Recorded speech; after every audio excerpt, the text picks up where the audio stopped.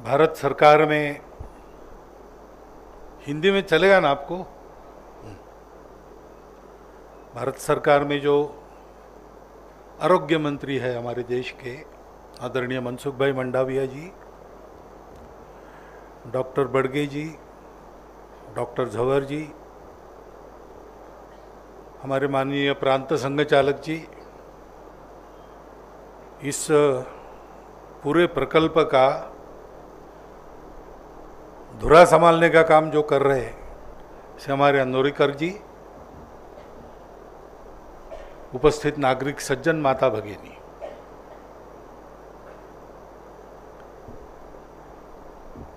स्वास्थ्य इस सभी की दृष्टि से बहुत महत्व का विषय है। अभी गीत सुना आपने, निरामय शब्द सुना, निरामयाची उपासना। तो हमारा जो विश्व कल्याण की प्रार्थना वाला मंत्र है, उसमें भी हम कहते हैं ना, सर्वेपि सुखिनः सन्तु, सर्वे सन्तु निरामयाः, सर्वे भद्राणि पश्यन्तु, माँ कश्चित् दुःख भाग् भवेत्। सब लोग सुखी हो, इसका मतलब है कि कहीं पर दुख न रहे।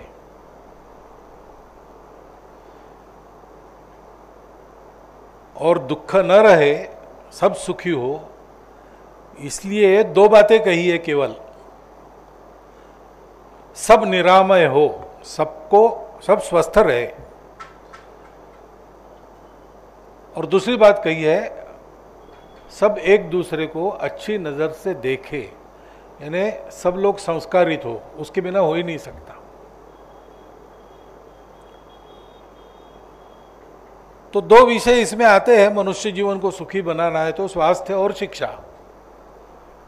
शिक्षा यानी लेटर्स नहीं, शिक्षा यानी डिग्री नहीं, शिक्षा यानी संस्कार है।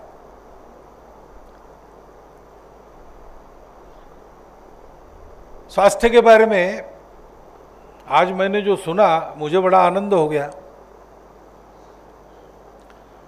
मुझे 2017 में नागौर की प्रतिनिधि सभा में संघ ने जो प्रस्ताव पारित किया था स्वास्थ्य के बारे में, उसका स्मरण हो गया। स्वास्थ्य की व्यवस्था सबके लिए सुलभ हो और सस्ती हो। अब हो कहना अच्छा है, लेकिन ये होगा कैसे? 142 करोड़ का देश है, 6.25 लाख गांवों का देश है, और ये बात जब हम कहते हैं कि सब तक पहुंचे वगैरह वगैरह, तो लोग कहते हैं कि फैसिलिटी ही नहीं है।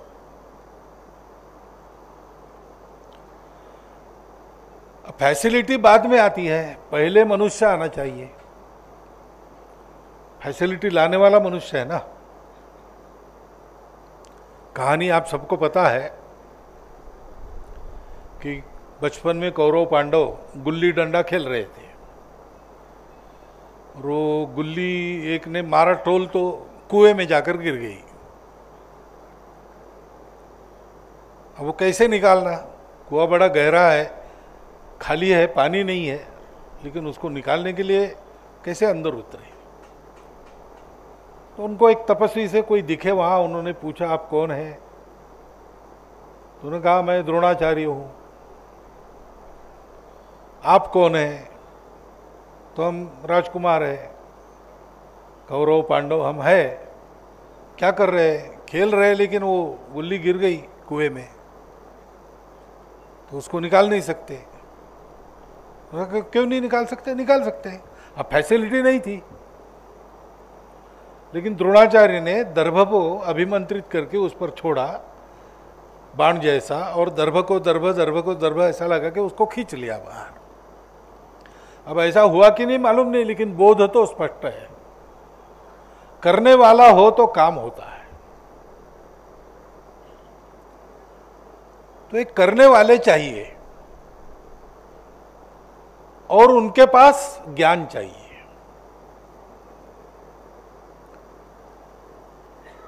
तो ज्ञान हमारे पास है, सबके पास है, परंतु हमारे पास विशेष है। विशेष क्यों है? क्योंकि हमारा अनुभव बहुत पुराना है जीवन का। हम इस भारतवर्ष में बहुत पहले से है, और दुनिया में अन्यत्र विकसित जीवन खड़ा हुआ उसके बहुत पहले से हम विकसित जीवन जी रहे थे। तो दुनिया का प्राचीनतम अनुभव चीन का है, हमारा उससे भी पहले का है।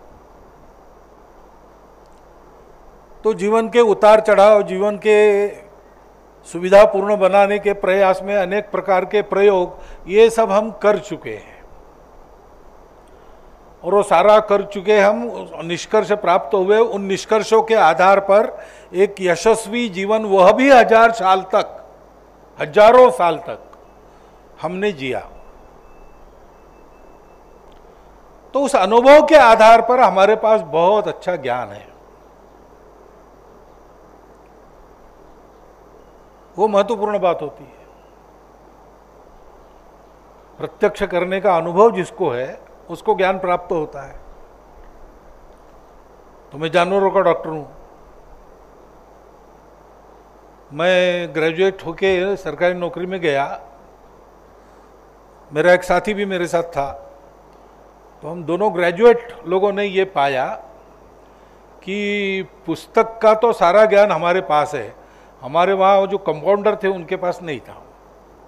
लेकिन प्रत्यक्ष फील्ड में काम करना है तो उनके पास हमसे ज़्यादा ज्ञान है।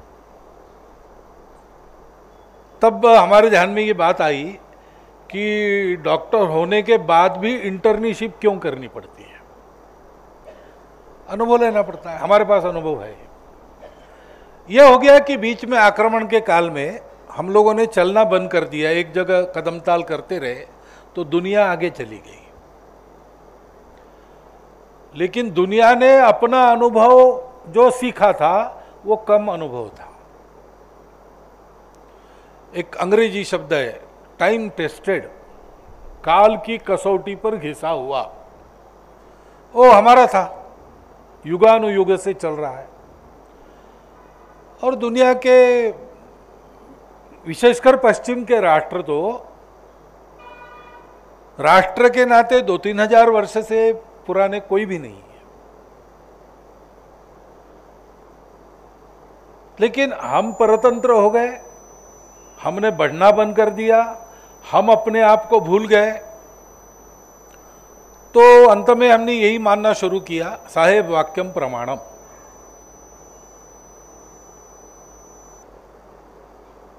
अब ये बात है कि ज्ञान के आधार पर दुनिया बहुत आगे बढ़ गई है, वो भी ज्ञान है।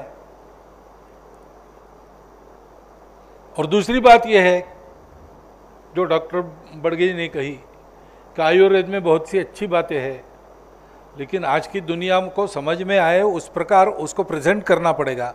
इसलिए ट्रीटमेंट करो और रिकॉर्ड भी बनाओ।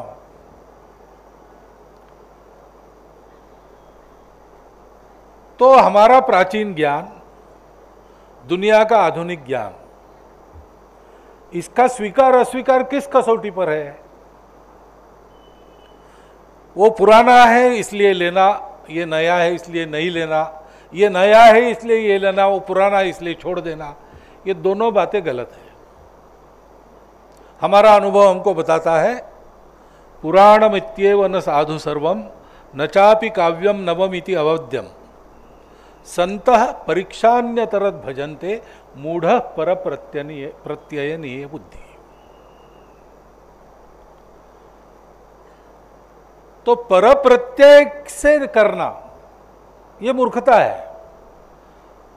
सबकी बातों को सुनो, उसका विचार भी करो, तर्क भी करो क्या हो सकता है, लेकिन प्रत्यक्ष अनुभव लेके परीक्षा करके बाद में स्वीकार करो या अस्वीकार करो, यह तरीका है।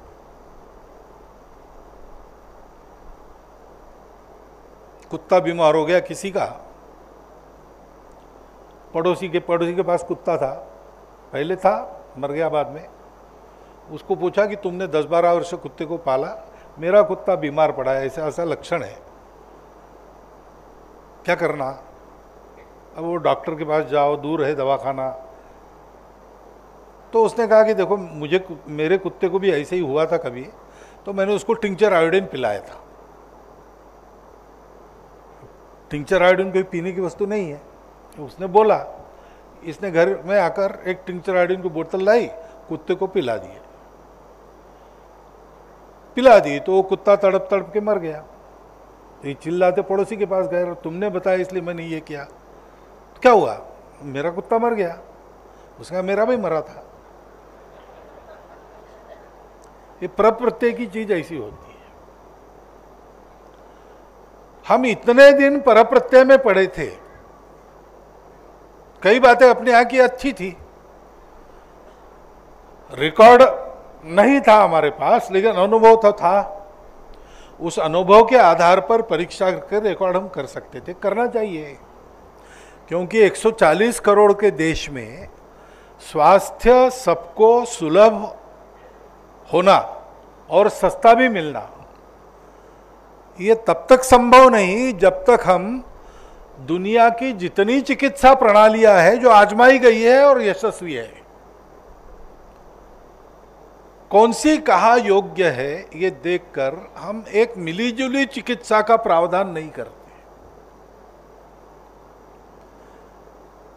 कुछ बातों का उपाय आयुर्वेद में जैसा है वैसा एलोपैथी में नहीं है, और कहीं कहीं आयुर्वेद रुक जाता है, एलोपैथी करनी ही पड़ती है।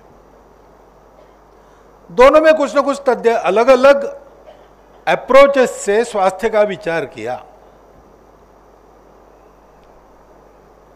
तो इसलिए अब चिकित्सा सुलभ होना यानी क्या है? तो ये छोटी मोटी बीमारी प्राइमरी चिकित्सा मुझे मेरे गांव में मिलनी चाहिए, दूसरे गांव में जाने की नौबत नहीं आनी चाहिए। उससे थोड़ी बड़ी सेकेंडरी चिकित्सा अगर करनी है तो मुझे मेरे ब्लॉक के जगह मिलनी चाहिए, थोड़ा गए करके आ गए। उससे बड़ी चिकित्सा मुझे अपने जिला केंद्र पर मिलनी चाहिए। और बहुत ही स्पेशल चिकित्सा है तो हमको अपने कमिश्नरी के स्थान पर या प्रांत की राजधानी पर जाना पड़े। तो छोटी मोटी बीमारी का इलाज मुझे मेरे यहीं मिल जाए, ऐसा अगर करना है तो हमको वहाँ एलोपैथी का भी सहारा लेना पड़ेगा और दादी का बटवा उसका भी सहारा लेना पड़ेगा, आयुर्वेद भी देखना पड़ेगा, होम्योपैथी भी देखनी पड़ेगी। कई प्रकार की चिकित्साएं हैं और वो कहीं कहीं फल देती है। पश्चिम के साइंस का एक विशेष है, उनके लिए वो ठीक था, वो सही गलत नहीं कह रहा हूं मैं, उसकी एक विशेषता बता रहा हूं, वो स्टैंडर्डाइजेशन है।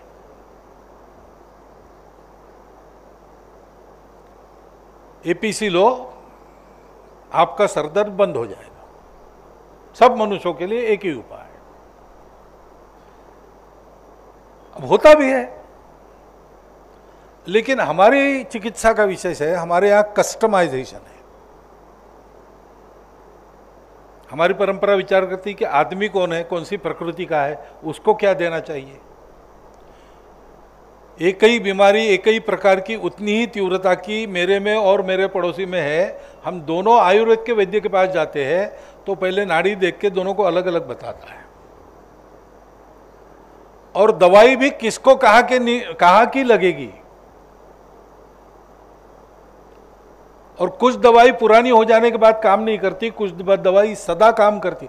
बहुत सारी बातें ऐसी है, उसके आधार पर हमको रोगी को देखकर उसकी चिकित्सा करनी पड़ती है, केवल रोग को देखकर नहीं होता है। ये हमारे यहां कस्टमाइजेशन है। तो हमको अगर इस प्रकार की चिकित्सा की उपलब्धता सर्वदूर करनी है तो सब बातों का विचार करते हुए सर्वत्र इन सब प्रकारों की चिकित्सा उपलब्ध रहे, जो आजमाई है वो करना पड़ेगा। अब आयुष मंत्रालय वही करता है। लेकिन मुझे आनंद हुआ डॉक्टर बड़गे का भाषण सुनकर ज़्यादा हुआ, क्योंकि जो पूरा विषय उन्होंने रखा है वही मेरे भी मन में है, हमारे मन में उस प्रस्ताव में भी इसी प्रकार की बात कही है। और हम कहते तो बात अलग है, लेकिन उस क्षेत्र के जानकार लोग जब ये कहने लगते हैं तो फिर परिवर्तन आने की संभावना बड़ी प्रबल हो जाती है और वो आने की आवश्यकता है। स्वस्थ भारत को खड़ा करना ही है, क्योंकि भारत स्वस्थ होगा तो भारत विश्वगुरु बनेगा। शिक्षा की भी चीज ऐसी ही है, उसको भी अंदर तक पहुंचाना है तो बहुत सी बातों का सहारा लेना पड़ेगा। और एक बात जो अधोरेखांकित दोनों के भाषणों में हुई कि ये काम अकेले सरकार नहीं कर सकती, जनता के सहभाग के बिना, समाज के सहयोग के बिना ये नहीं होता। और इसलिए कठिनाई कहां आती है? कठिनाई तंत्र की है। जानने वाले लोग हैं, लेकिन जिनको कार्यवाही करनी है उनके दिमाग में क्या है, उनको समझाना पड़ता है। उनको समझाने में बहुत समय जाता है। यूनिवर्सिटी में बैठे लोगों ने इस विचार को सुना है कि नहीं, इसका अनुभव किया है कि नहीं। जैविक खेती का प्रचार प्रसार करने वाले बहुत दशकों से अपने देश में है, लेकिन पहले मानसिकता ही नहीं थी, एकेडमिशियंस की भी नहीं थी और प्रशासन में बैठे लोगों की भी नहीं थी। आज तो जैविक खेती सर्वमान्य विषय हो गया, सब लोग पुरस्कार करते।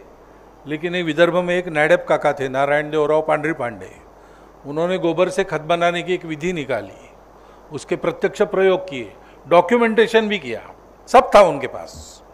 जिस आधार पर कोई वस्तु शास्त्र में मान्य होती वो सब था।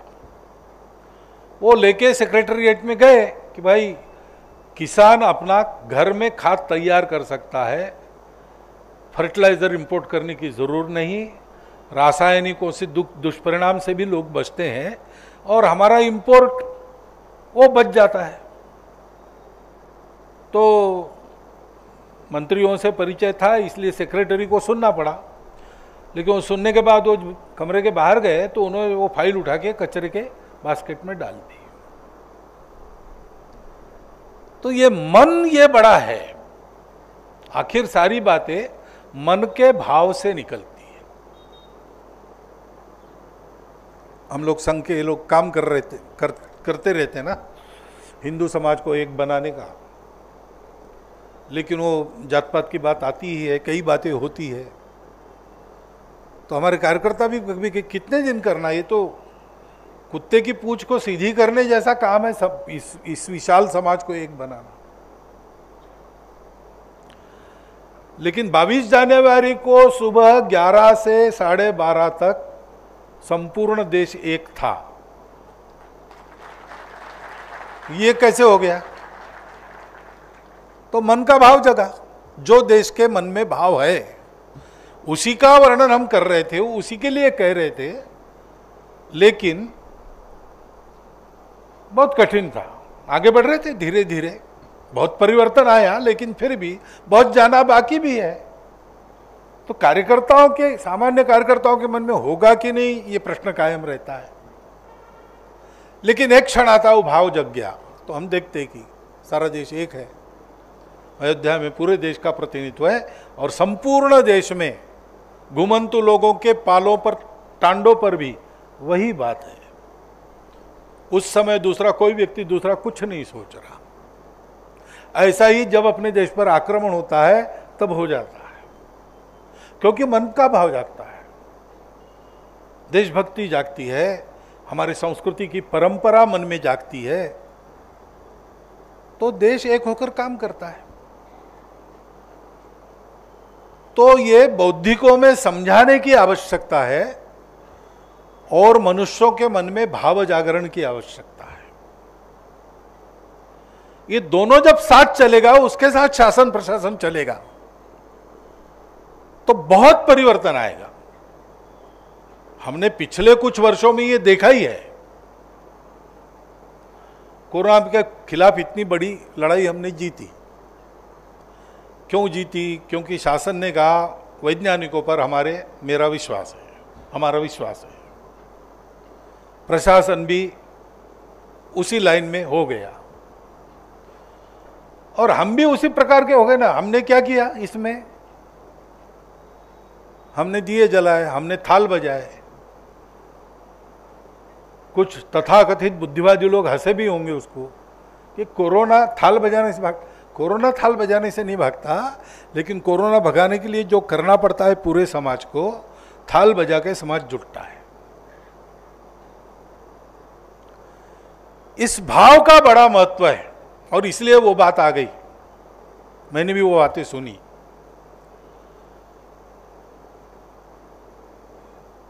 यूरोप अमेरिका की जमीन बहुत देती नहीं, जमीन के आधार पर पूरा जीवन नहीं निकाल सकते, तो व्यापार करना पड़ता है। व्यापार करेंगे तो इंग्लैंड के जमीन में क्या होता है, कुछ नहीं, बहुत नहीं कुछ होता है, लेकिन इंग्लैंड में मिलती नहीं है ऐसी चीज नहीं है। सारी दुनिया भर की चीजें 12 महीने वहां उपलब्ध रहती है। क्यों? उतना पैसा वो खर्चा करते हैं। पैसा कहां से आता है? व्यापार से आता है। उन्होंने यही किया है, जहाजों में बैठकर देश विदेश जाना, व्यापार करना। तो सारी बातों को देखने की दृष्टि ही व्यापारी बन जाती है। तो जीवन क्या है? जीवन भी एक सौदा है, कॉन्ट्रैक्ट है। सब अलग अलग है। सर्वाइवल के लिए आवश्यकता होती है, उनके साथ संबंध बनते हैं। नहीं होती है, उनके साथ संबंध नहीं बनते। जो आड़े आते हैं उनके साथ शत्रुता होती है। और ये सर्वाइवल के लिए लड़ना ही है, और जो अपने विरोधक है उनको खत्म करना है, और जो उपयोगी है उनका उपयोग कर लेना है। उपयोगी नहीं रहे तो फिर छोड़ देना है। क्योंकि सबसे महत्वपूर्ण बात क्या है? हम सब अलग अलग है, इसलिए मैं आखिर तक रहूं, सर्वाइवल। तो हर बात को देखने की दृष्टि यही हो गई।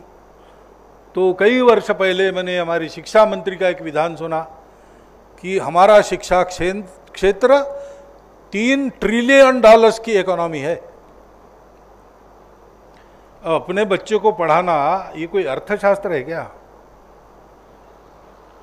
उसको पेट भरने लायक बनाना ये आर्थिक विचार है क्या? उसको समाज जीवन में जीने के लिए आवश्यक सुसंस्कार देना ये पैसे के तराजू में तोला जा सकता है क्या? नहीं तोला जा सकता। हमारे यहां ऐसा विचार नहीं हुआ। हमारी भूमि सब कुछ देती है और सब कुछ देते हैं, और हम अकेले, पहले जब जनसंख्या बहुत कम थी हमारी और आक्रामकों का भय नहीं था, क्योंकि उनके पास साधन नहीं थे, किसी के पास नहीं थे। समुद्र लांघने के लिए नौका नहीं थी, पर्वत पार करने के लिए वाहन नहीं थे, विमान नहीं थे। तो इस देश में कौन आता हमको सताने के लिए? और अंदर इतना भरपूर था कि सब लोग आराम से रह रहे थे। भूला भटका कोई आ गया तो आओ भाई तुम भी रहो, खाओ। नहीं, हमारी भाषा अलग है, हमारी पहले से अलग अलग है, पूजा अलग अलग है, हमारे यहाँ अनेक है, पहले से है। तुम्हारी और एक क्या बिगड़ता? तो हम शांति, अहिंसा आदि आदि को देख सके, विचार कर सके, उसको हमारे जीवन का अंग बना सके। हमारा स्वभाव ऐसा बन गया, कृतज्ञता का बन गया कि ये सब हमको देते हैं, ये सब हमको देते हैं। और दीर्घ अनुभव से हमने ये भी सीखा कि ये हमको देते हैं, हमने वापस नहीं दिया तो इनकी देने की क्षमता बंद हो जाएगी।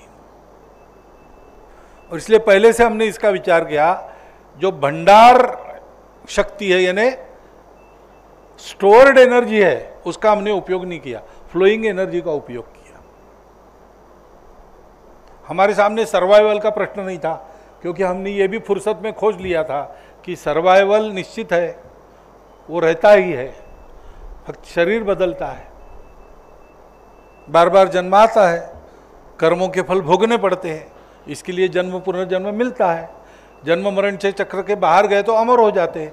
वैसे हम अमर है ही, शरीर हमारा अमर नहीं है। और इसलिए हमारी ये बात बनी, इस देह में मर गए तो अगला देह लेंगे। इसलिए खुदीराम बोस उत्तर दे सका अपनी माता को कि क्यों रो रही हूं, फांसी जा रहा हूं, लेकिन काम पूरा नहीं हुआ, मैं फिर से आऊंगा, फिर से आऊंगा वाली बात हमको पता थी। इसलिए सर्वाइवल हमारे सामने समस्या नहीं थी। भौतिक जीवन अच्छा चले, पारलौकिक जीवन भी अच्छा हो, इसलिए सर्वे भी सुखिनः सन्तु होना चाहिए। कालो वर्षति पर्जन्याः पृथ्वीं सस्यशालिनीं देशो अयम क्षोभरहितो, ये अवस्था चाहिए। उसके लिए क्या करना? तो हमने एक जीवन की रचना ऐसी बनाई, उसमें हम सब लोग स्वावलंबी तो थे, लेकिन परस्पर निर्भरता के आधार पर जीवन रहते थे। और इस निर्भरता को हम डिपेंडेंस नहीं कहते थे, इसको बनाए रखने वाले काम को हम कहते थे ये धर्म है, जो सबको जोड़ता है, सबको ऊपर उठाता है। तो हमारे यहां स्वास्थ्य देना, स्वास्थ्य प्राप्त करना, व्यायाम करके स्वस्थ बनना और दवा देके स्वस्थ बनाना, ये दोनों धर्म है, ये व्यापार नहीं है। हमारे यहां कोई चीज ऐसी नहीं है। हम जो जो काम कर रहे हैं अपना पेट भरने के लिए, वो इसलिए कर पाते हैं कि समाज को उसकी आवश्यकता है। समाज को आवश्यकता खत्म हो गई, टेक्नोलॉजी आ गई, पुराने अनेक व्यवसाय बंद हो गए, नए व्यवसाय लेने पड़े लोगों। जिन्होंने नहीं लिए वो पीछे रह गए। क्यों चलता है हमारा पेट भरने का धंधा? इसलिए चलता है कि समाज की आवश्यकता हम पूरी करते हैं। समाज की आवश्यकता पूरी करते हैं, समाज हमको देता है। यज्ञात भवति पर्जन्या, पर्जन्या वो पूरा श्लोक है, साइकिल बताता है। ये चक्र चलता है, और इसलिए लेकर बड़ा होना और दाम दुगना वापस देना, ये हमारा धर्म है। इसलिए डॉक्टरों का धर्म है चिकित्सा देना, वो कमाई का साधन नहीं है। पुराने जमाने में ऐसा कहते हैं कि 10-12 गांव मिलके एक वैद्य होते थे। वो वैद्य को बुलाना नहीं पड़ता, वैद्य को समाचार मिल गया कि किसी घर में कोई बीमार है, तो उसका काम है वहां जाके देखना। और कोई फीस वगैरह नहीं थी, वो घूमते थे, सर्वत्र सबकी चिकित्सा करते थे। साल में एक बार लोग उनका घर भर देते थे, अपनी अपनी हैसियत के अनुसार उनकी आजीविका चलती थी। एक व्यक्ति से लेकर सृष्टि तक इस परस्पर निर्भरता को जीवन के हमने पहचाना और उस नियम का धर्म बनाया। उस प्रवृत्ति से शासन, प्रशासन, जानकार लोग और सामान्य लोग, ये सब जब इस क्षेत्र में सारी दुनिया का उपकार करने के लिए अपने देश को समर्थ बनाना, ये सोचकर चलेंगे, तो ये समस्याएं ठीक हो जाएगी। मैंने आपको ये सब कठिन शब्दों में बताया है, आपने आसान शब्दों में पहले 2 भाषणों में यही सब सुना है। लेकिन अब ये धर्म करो करो करने से नहीं होता, उदाहरण चाहिए, आदर्श है। धर्माचरण कैसे करना, इसके एक से एक उत्तुंग आदर्श हमारे यहां सर्वत्र है।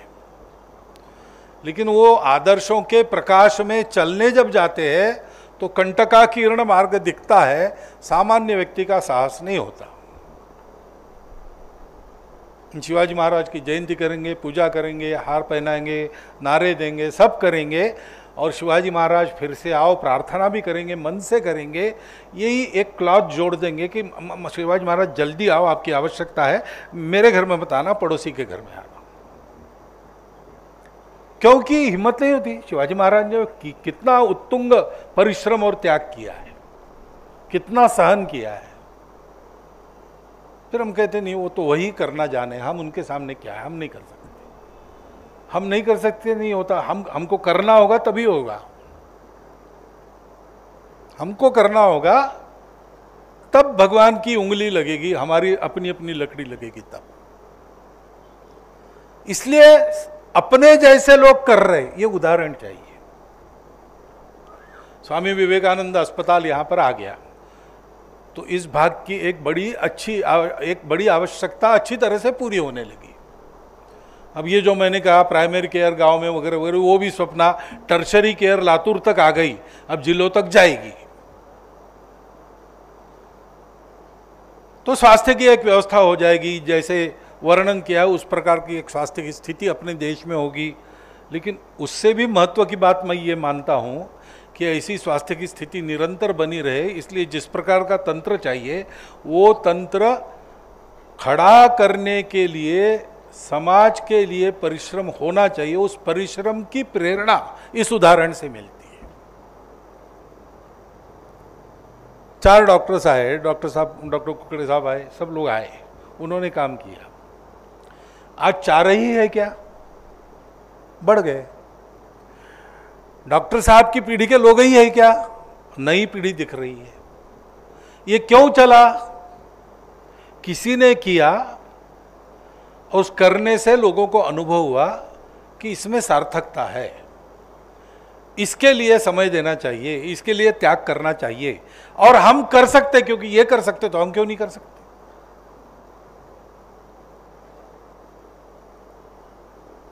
अपने यहां तीर्थ कहते हैं, तीर्थों में स्नान करने से आदमी पुण्यवान हो जाता है, उसमें पवित्रता आ जाती है।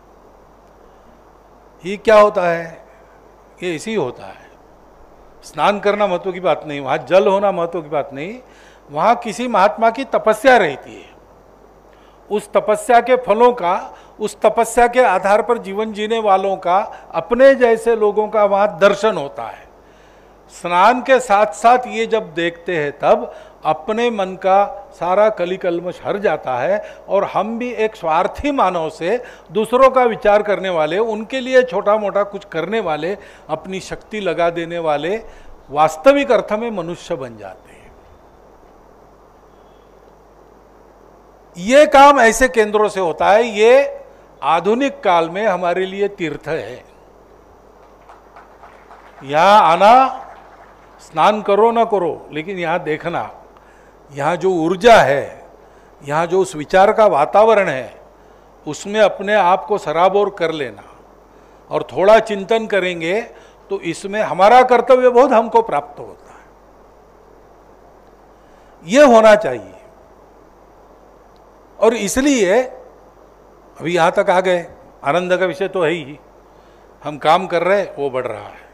हम काम कर रहे, उसमें सामान्य लोग भी सहभागी हो रहे हैं, अपना हाथ लगा रहे हैं। हम काम कर रहे, उसका रिकॉग्निशन भी शासन के स्तर पर होता है। हम जिस दिशा में चल रहे, आज लोग भी उस दिशा में विचार कर रहे हैं। ये अच्छी बात है, लेकिन ये सब होगा ही। हम जो कर रहे हैं उसके कारण यही होगा। और हम क्या कर रहे हैं? हम ये कर रहे हैं कि हम अपना कर्तव्य जानकर समाज के लिए स्वयं का विचार छोड़कर जितना अधिकतम हो सकता है उतना कर रहे हैं। और ये हम कर रहे हैं तो वो सब और फैल रहा है। तो ये काम निरंतर चलना चाहिए। स्वामी विवेकानंद ने, भारत के अभ्युत्थान की बहुत चिंता थी उनको, उसके लिए भारतवासियों को बहुत कुछ बताया उन्होंने, लेकिन सारांश में क्या बताया? उनका वो कोटेशन प्रसिद्ध है, शब्दशः मुझे स्मरण नहीं है, भाव मैं बताता हूं। हे भारतवर्ष, तुम अपने को बड़ा करने के लिए दुनिया में बड़े होने वाले नहीं हो। तुम काली माता की बलिवेदी पर बांधे हुए बलि पशु हो। तुम्हारा जीवन दूसरों के लिए है।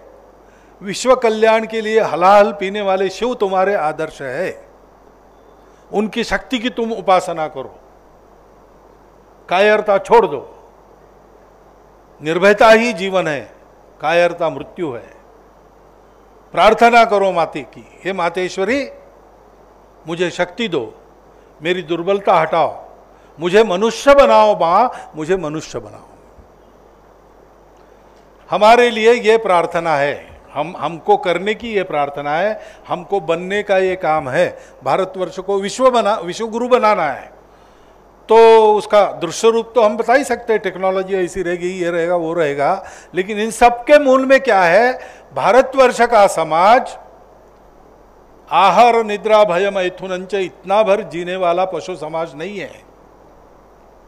वो अपने जीवन के विकास में संपूर्ण विश्व का विकास चाहने वाला, कर्तृत्व के अहंकार के लिए नहीं, सारा विश्व मेरा कुटुंब है, इस भाव से, अपनेपन के भाव से विश्व की सेवा करने वाला वास्तविक मनुष्य है भारतवर्ष का प्रत्येक व्यक्ति।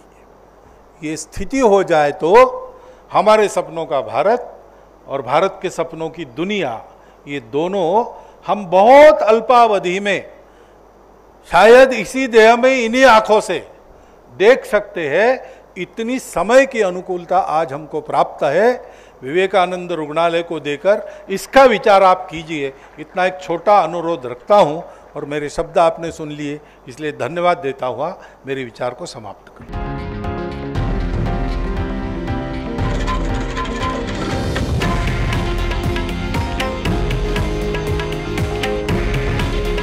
हे आहे देशातील नंबर 1 न्यूज नेटवर्क आणि आपण पाहत आहात TV9 मराठी। काळजी तुमची, हित महाराष्ट्राचं।